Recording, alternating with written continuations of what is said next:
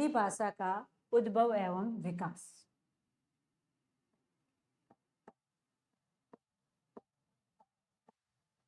भाषा का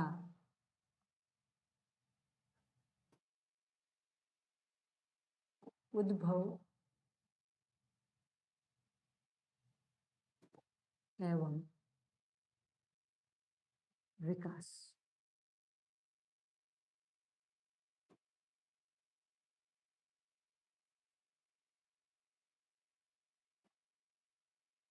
अगर हम हिंदी के उद्भव की बात करते हैं तो सबसे पहले बात आती है हिंदी का उद्भव मूल रूप से संस्कृत से होता है। तो इसकी जननी या मूल भाषा हिंदी की कही जाए, हिंदी की मूल भाषा संस्कृत। संस्कृत दो चरणों में संस्कृत बंटी हुई है। पहला चरण है वैदिक संस्कृत,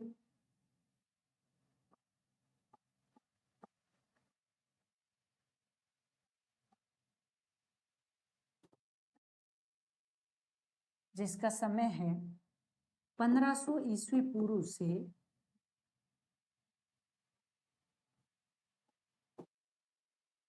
1000 ईस्वी पूर्व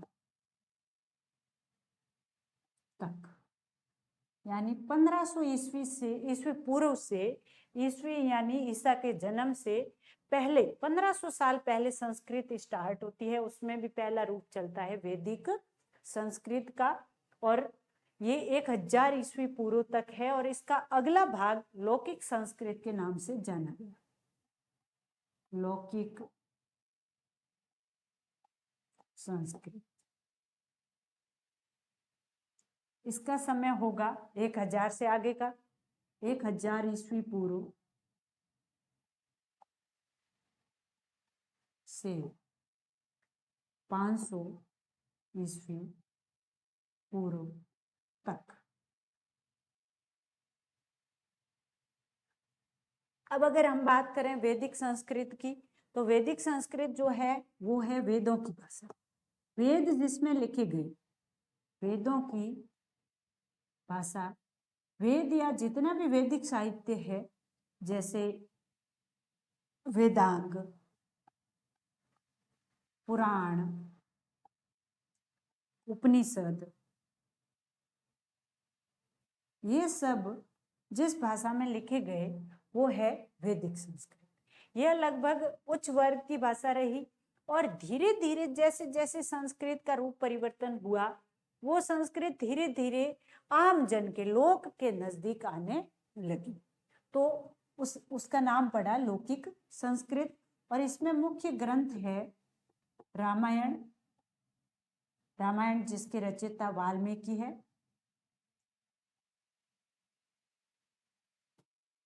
और दूसरी है महाभारत जिसके रचयिता वेद व्यास। इन रचनाओं में लौकिक संस्कृत का प्रयोग मिलता है, और यही लौकिक संस्कृत आज जिस रूप में हम संस्कृत को देखते हैं वो वैदिक संस्कृत न होकर के लौकिक संस्कृति हमें देखने को मिलती है। तो इस प्रकार से ये हिंदी भाषा के उद्भव की कड़ी यहाँ से शुरू होती है, फिर आगे बढ़ती है मध्यकालीन आर्य भाषा की तरफ। मध्यकालीन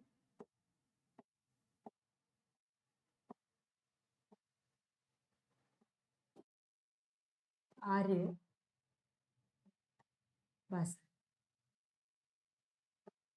ये मुख्य रूप से 3 अवस्था में चली। 3 अवस्था रही मध्यकालीन आर्य भाषा की। 3 अवस्थाओं में सबसे पहला चरण था, उसे कहा गया प्रथम प्राकृत। प्रथम प्राकृत, और इसका दूसरा नाम था, प्रथम प्राकृत का ही दूसरा नाम है पाली भाषा। पाली भाषा। पाली भाषा का समय रहा 500 ईस्वी पूर्व से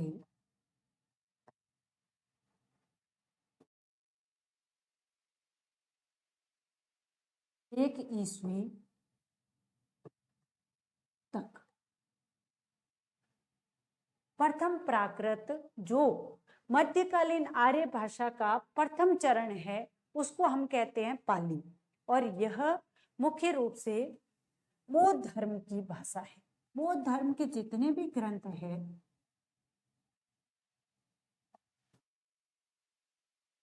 वो सब के सब इस प्रथम प्राकृत या पाली भाषा में लिखे गए। अब कौन कौन से ग्रंथ हैं? सुत्त पिटक, विनय पिटक,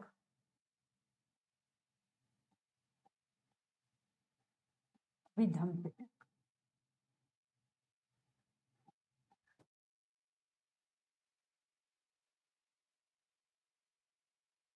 और इसके साथ ही साथ थेर गाथाएं भी, जिसमें बौद्ध भिक्षु और भिक्षुणियों की यात्राओं का वर्णन हमें मिलता है, यह भी इसी में मिलता है।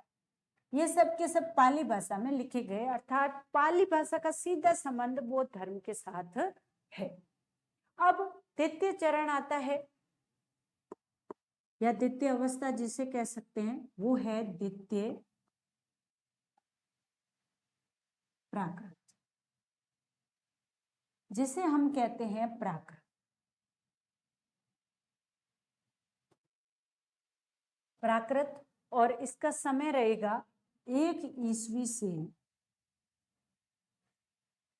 500 ईस्वी तक।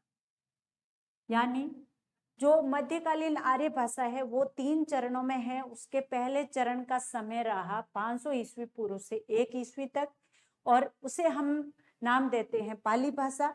और दूसरा जो चरण है वो है द्वितीय प्राकृत, जिसे हम प्राकृत ही कहते हैं, और इसका समय है 1 ईस्वी से 500 ईस्वी तक।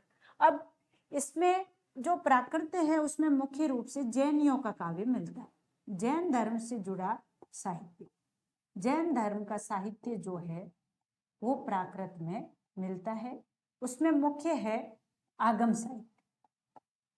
आगम साहित्य, हालांकि अपभ्रंश के या अवध तक भी प्राकृत के कुछ अंश हमें दिखाई देते हैं। जैसे अपभ्रंश में हेमचंद्र है जिन्होंने शब्दानुशासन लिखा है, वहां पर भी संस्कृत, प्राकृत और अपभ्रंश के शब्द देखने को मिलते हैं, वो भी जैन आचार्य ही है।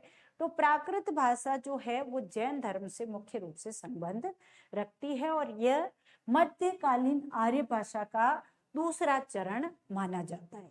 यहाँ से सवाल कई बार बनता है कि मध्यकालीन आर्य भाषा में कितनी अवस्थाएं थी या कितने चरणों में ये आई। तो 3 चरण। पहला चरण हो गया प्रथम प्राकृत यानी पाली भाषा, और दूसरा चरण हुआ द्वितीय प्राकृत यानी प्राकृत भाषा, और तीसरा चरण अगर हम बात करते हैं तो वो है तृतीय प्राकृत। तृतीय प्राकृत जिसे हम कहते हैं अपभ्रंश, और इसका समय रहा 500 ईस्वी से 1000 ईस्वी तक। 500 ईस्वी से 1000 ईस्वी तक, मोटे मोटे तौर पर ये 500 साल के हिसाब से हम भाषा को बांट सकते हैं कि 500 साल के जो टाइम पीरियड है वहां से वहां तक कौन सी भाषा मुख्य रूप से रही।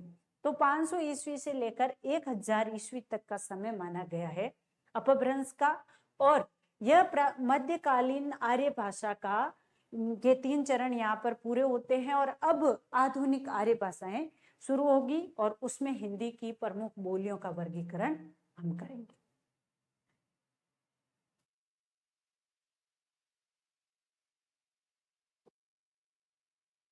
आधुनिक आर्य भाषाएं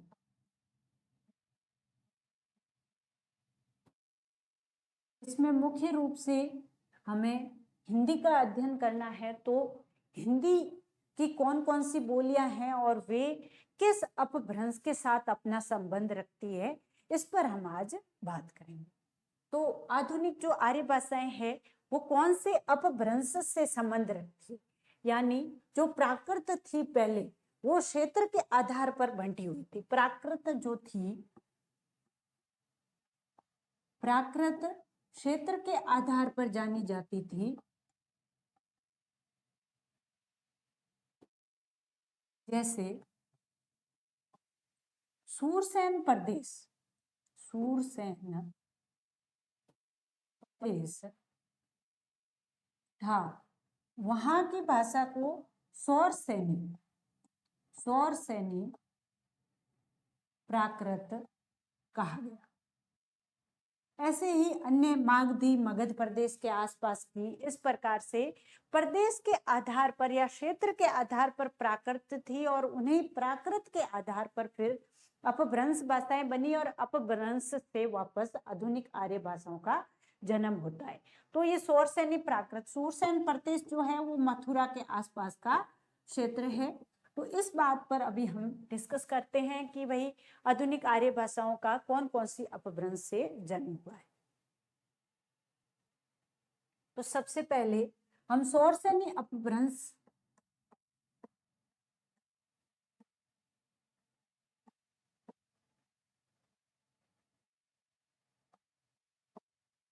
से संबंधित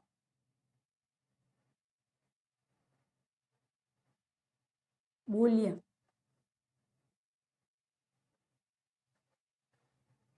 देखते हैं। सौरसेनी अपभ्रंश से जुड़ी हुई बोलियां कौन कौन सी है, जिनका जन्म सौरसेनी अपभ्रंश से हुआ, वे कौन कौन सी है। सौरसेनी अपभ्रंश से सबसे पहली है पश्चिमी हिंदी,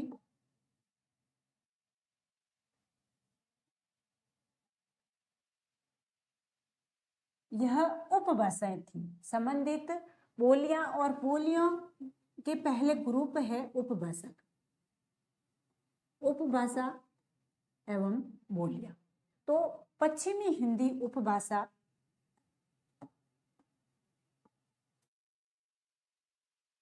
पश्चिमी हिंदी जो उपभाषा है, और फिर आती है सौरसेनी अपभ्रंश से जुड़ी हुई उपभाषा राजस्थानी।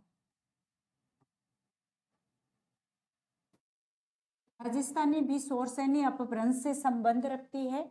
उसी तरीके से जो पहाड़ी है, पहाड़ी नामक उपभाषा है, वो भी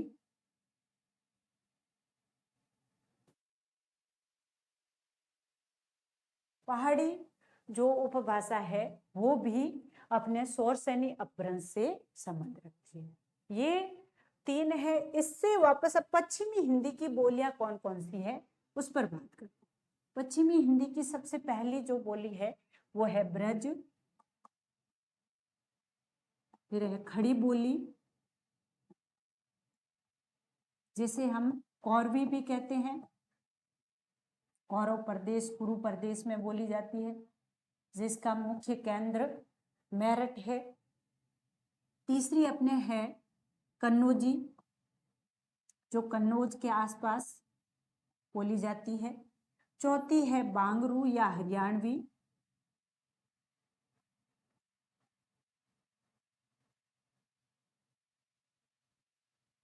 बांगरू या हरियाणवी।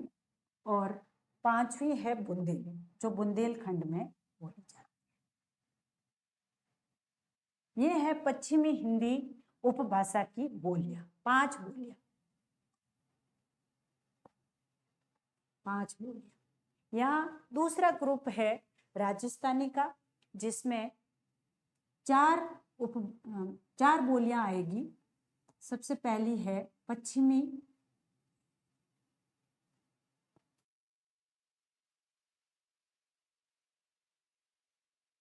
पश्चिमी राजस्थानी, जिसे हम कहते हैं मारवाड़ी, जिसे हम कहते हैं मारवाड़ी।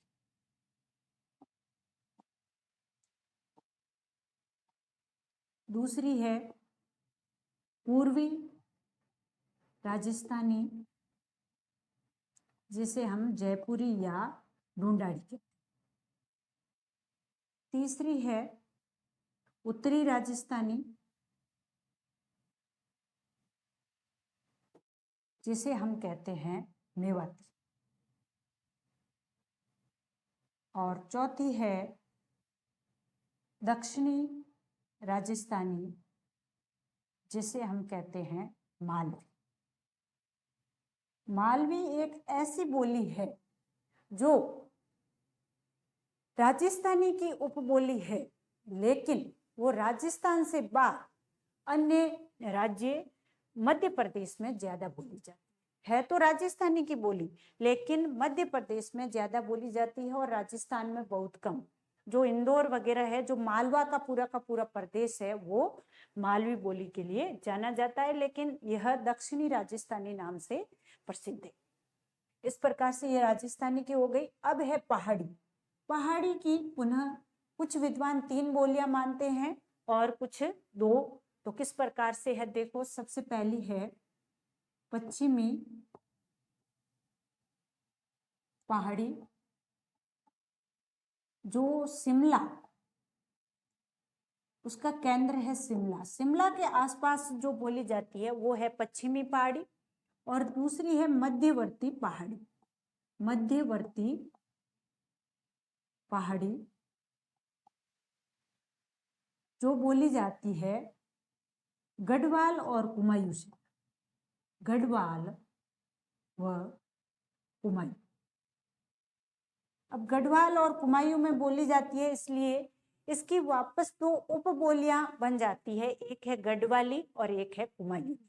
गढ़वाल कुमायूं दोनों में बोली जाने के कारण मध्यवर्ती पहाड़ी की 2 उपबोलियां बन गई, गढ़वाली और कुमायूं।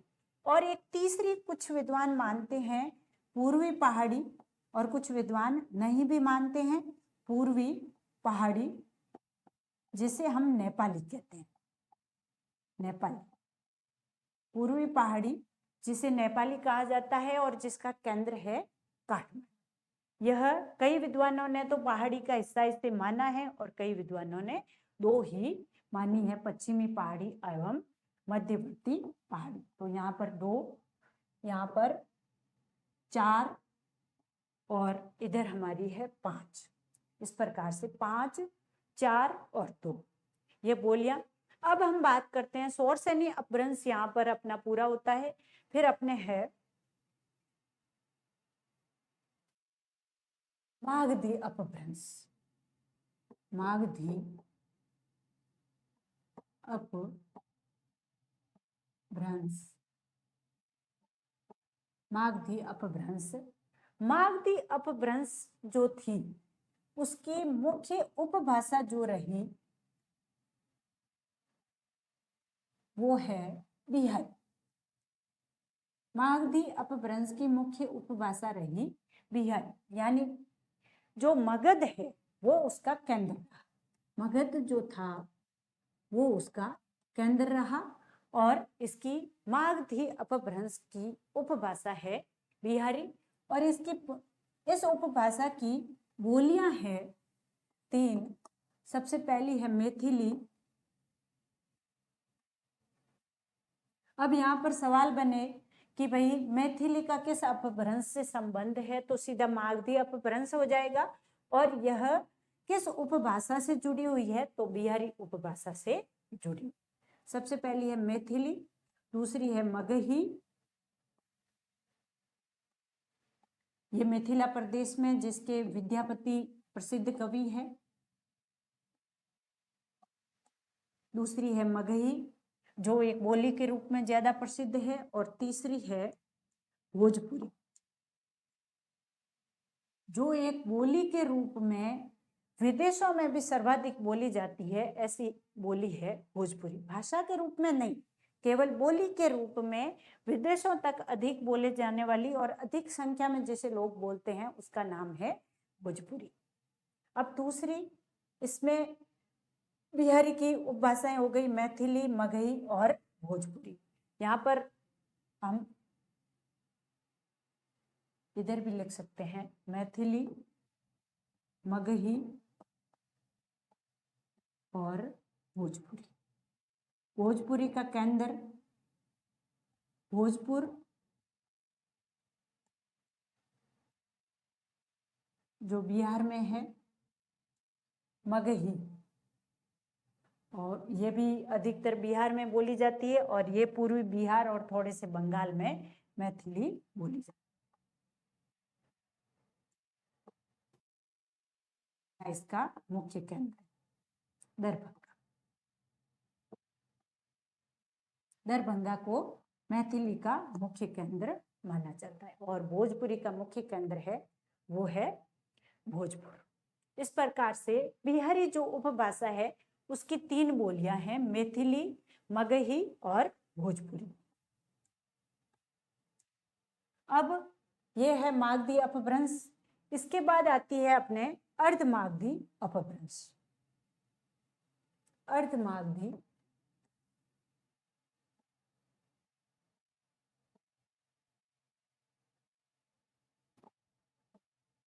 अपभ्रंश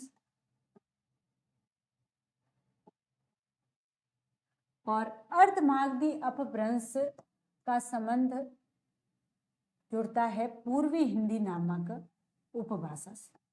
पूर्वी हिंदी, इसकी उपभाषा है पूर्वी हिंदी, और पूर्वी हिंदी की बोलियां हैं एबीसी, अवधी, बघेली और छत्तीसगढ़ी।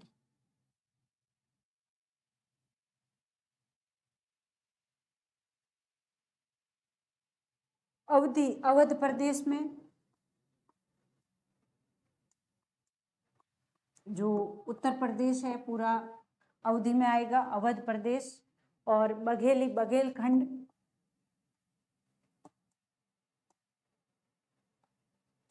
और छत्तीसगढ़ी जो है, बघेली में जो मुख्य केंद्र है वो रीवा माना जाता है। रीवा को इसका मुख्य केंद्र माना जाता है। कई बार ये सवाल आया हुआ है कि रीवा किस बोली का मुख्य केंद्र है, तो बघेली का। और छत्तीसगढ़ी छत्तीसगढ़ में, और रायपुर इसका केंद्र मान सकते हैं। इस प्रकार से ये पूर्वी हिंदी उपभाषा जो है उसकी 3 बोलियां हो गई। और अवधि की अपभ्रंश कौन सी हो गई? अवधि किस अपभ्रंश से जुड़ी हुई है? तो सीधा सा हो जाएगा अर्धमागधी अपभ्रंश। और किस उपभाषा से जुड़ी हुई है? तो हो जाएगी पूर्वी हिंदी। ये इस प्रकार से मोटा मोटा अपने बोलियों का वर्गीकरण है, जिसमें हम देख सकते हैं कि मुख्य रूप से हिंदी की बोलियां 17 बनती। मुख्य रूप से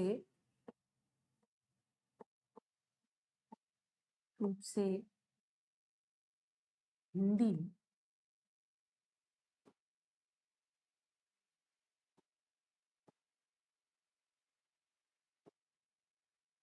17। ये मोस्ट इम्पोर्टेंट क्वेश्चन है जो आता रहता है कि मुख्य रूप से हिंदी की बोलियां कितनी है, तो वे है 17। अब 17 किस प्रकार से है एक बार पुनः देख लेते हैं। जैसे पश्चिमी हिंदी जो थी, पश्चिमी हिंदी उपभाषा हिंदी की बोलियां कितनी थी अपने पास? 5 बोलियां। और पूर्वी हिंदी की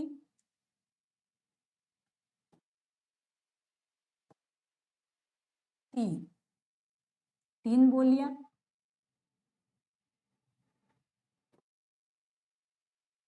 और मागधी की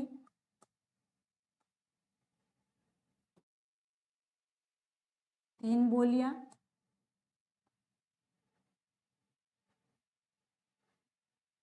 और राजस्थानी की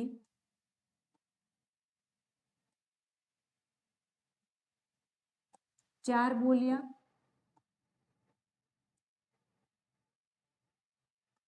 और पहाड़ी की मुख्य रूप से हमने बात की थी कि 2 बोलियां हैं। एक बोली को कुछ विद्वान मानते हैं और एक को कुछ विद्वान नहीं मानते।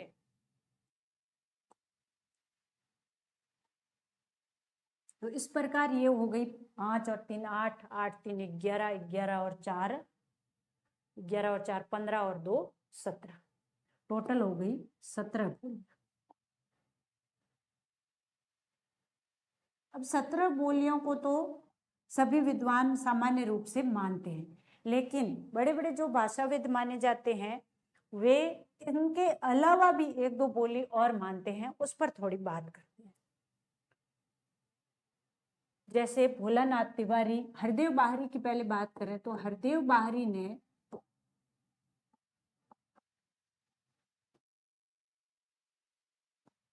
हिंदी में 18 बोलियां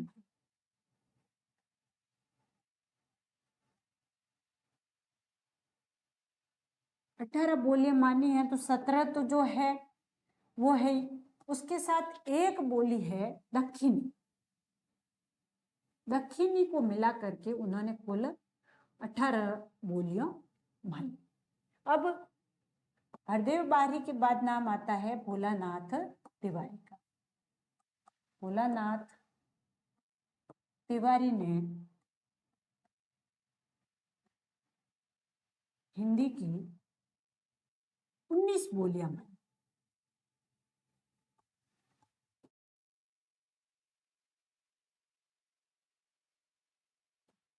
मानी, जिसमें 17 वो है और उसके साथ पश्चिमी हिंदी में 2 बोलियां मिला दी। पश्चिमी हिंदी जो अपनी है उसमें 5 है, उसमें 2 बोलियां और मिला दी। वे थी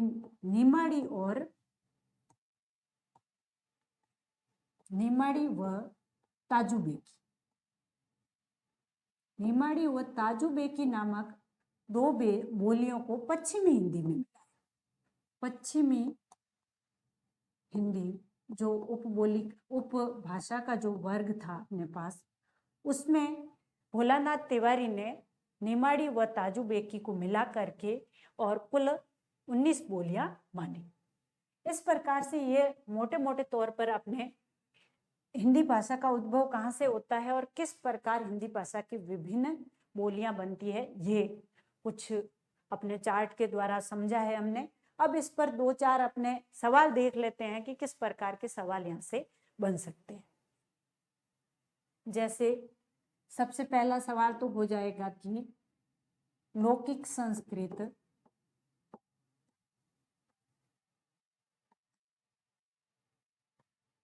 में कौन कौन से ग्रंथ लिखे गए।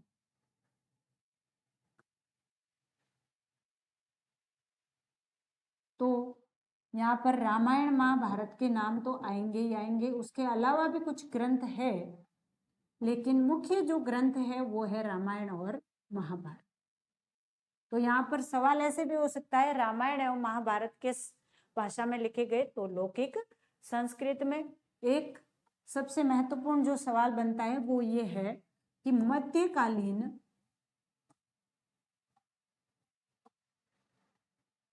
भारतीय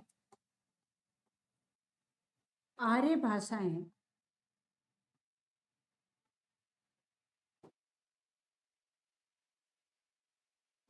कितने भागों में विभाजित है। तो हमारा उत्तर हो जाएगा 3। हमें पता है प्रथम प्राकृत जिसे हम कहते हैं पाली, द्वितीय प्राकृत जिसे हम कहते हैं प्राकृत, और तृतीय प्राकृत जिसे हम कहते हैं अपभ्रंश। अब अगला सवाल कि ब्रज भाषा का संबंध, ब्रज भाषा का संबंध किस उपभाषा से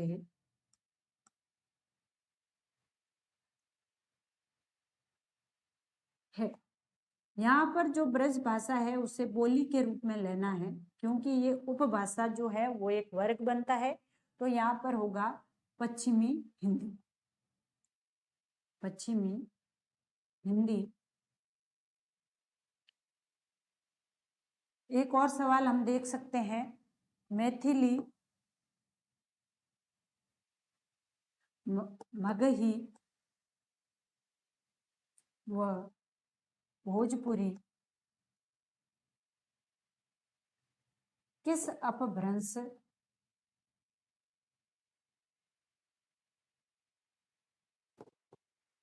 से जुड़ी है? तो हमारा उत्तर होगा मागधी अपभ्रंश।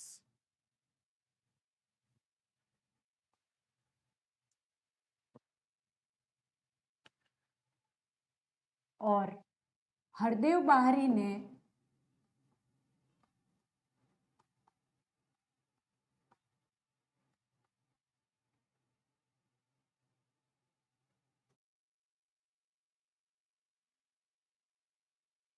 भाषा की कितनी बोलियां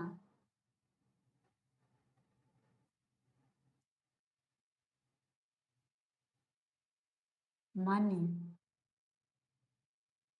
तो उत्तर हो जाएगा 17 + 1 बराबर 18।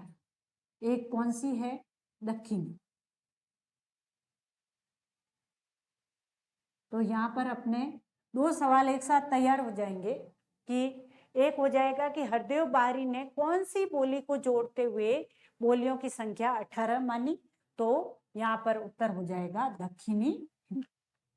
इस प्रकार से ये आप देख सकते हैं।